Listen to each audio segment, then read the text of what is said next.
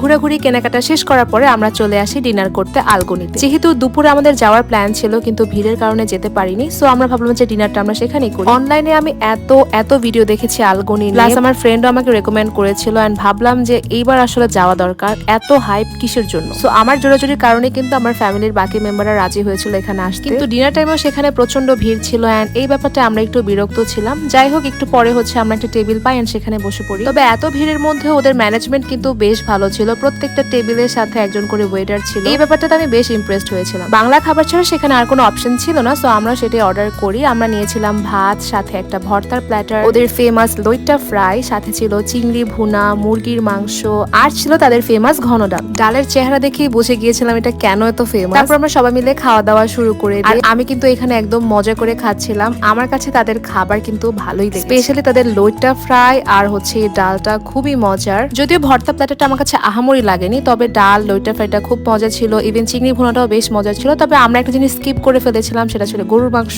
তবে একটা ব্যাপার বলতেই হয়, ওদের প্রাইসিংটা কিন্তু অনেক বেশি। আই মিন, যেরকম খাবার বা খাবারের কোয়ালিটি সেই তুলনায় প্রাইস অনেক বেশি। আর খাবার শেষে আমরা ট্রাই করেছিলাম তাদের রাবড়ি জিলাপিটা, এটা ছিল বেশ মজার, প্রাইসটা অনেক বেশি।